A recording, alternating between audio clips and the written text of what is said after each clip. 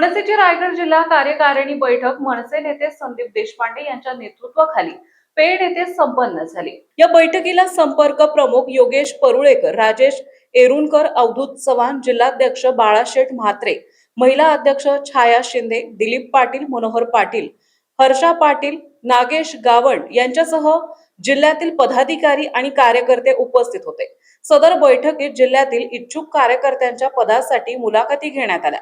मनसेने नवीन कार्यकारिणी निवडण्याचा निर्णय घेतला असून त्याच अनुषंगाने नवीन पदाधिकाऱ्यांच्या नियुक्ती केल्या जाणार आहेत। या संदर्भात पेण येथे जिल्हा कार्यकारिणीची बैठक पार पडली। या बैठकीत जिल्हा निहाय मध्य रायगड, उत्तर रायगड, दक्षिण रायगड यांचा पक्षाच्या कामाचा आढावा घेण्यात आला।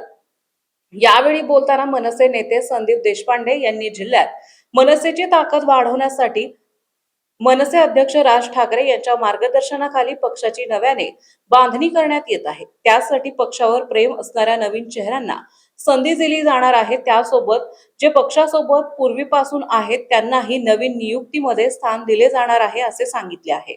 तर पदाधिकाऱ्यांची नियुक्ती जी झालेली होती त्या सगळ्यांची आज रायगड जिल्ह्याची संपूर्ण कार्यकारिणीची आज बैठक इथे पार पडली।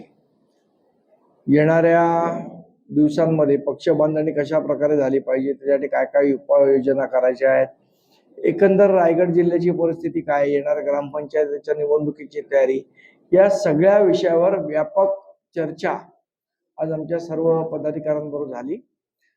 तालुका स्तरावरच्या ज्या कालच्या नियुक्त्या करायच्या आणि तालुका अध्यक्षांच्या करायच्या त्या संदर्भातल्या मुलाखती सुद्धा आज माझ्याबरोबर माझे सहकारी योगेश परुळेकर, राजेश एरुणकर, आमचे जिल्हाध्यक्ष म्हात्रे साहेब आणि बाकी सर्व सहकारी आज आम्ही यासाठी मुलाखती सुद्धा त्यांच्या घेतो।